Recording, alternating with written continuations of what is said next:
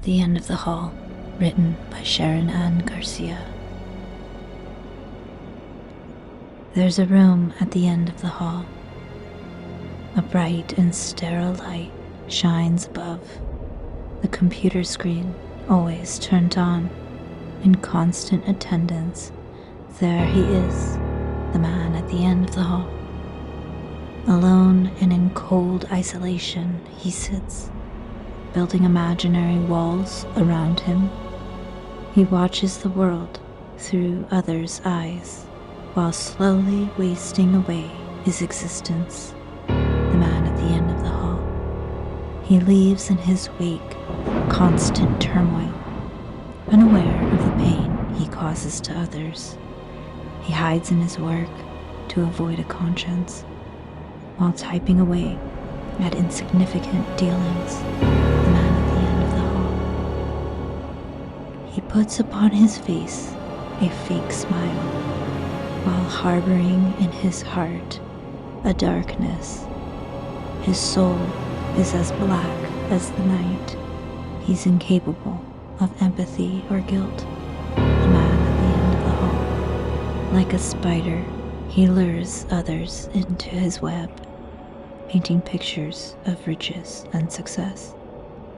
He builds up a false promise of fortune while sucking the lifeblood of innocent victims, the man at the end of the hall. Consumed by greed and financial gain, he disregards anyone of no more use. All promises become broken. He relentlessly moves on to the next victim, the man at the end of the hall. Year after year, it's the same story told, until one day, in error, he slips. He soon will find his luck starts to falter. He finally crosses path with the wrong victim, the man at the end of the hall. In arrogance, he miscalculates the karmic rule. He crosses the path with an angel of God, the same game he plays unto her, unsuspecting that this time will be different, the man at the end of the hall. In typical fashion, he uses and manipulates, casting her aside when he's done. But little did he know that this is his undoing, as the luck of his life now irrevocably shifts, the man at the end of the hall. Slowly, misfortune starts to bare its teeth. His endeavors in life begin to fail.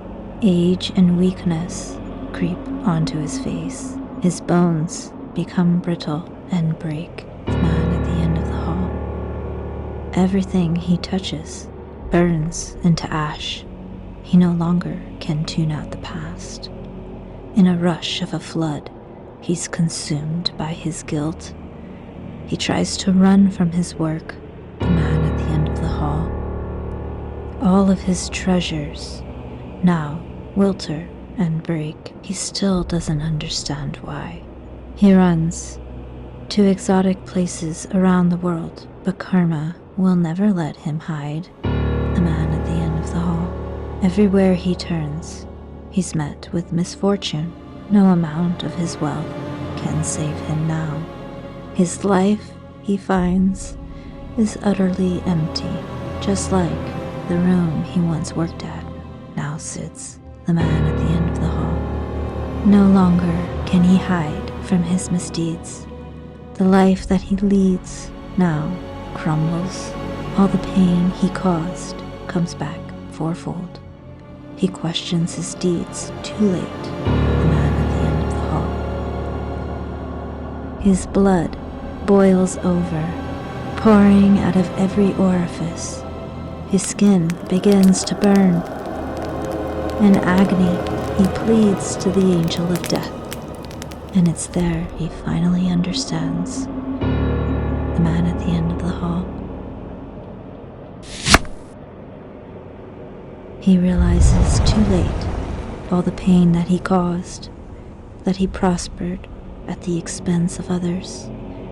He dies like he lived, empty and alone. The world now rejoices he's gone, man at the end of the hall.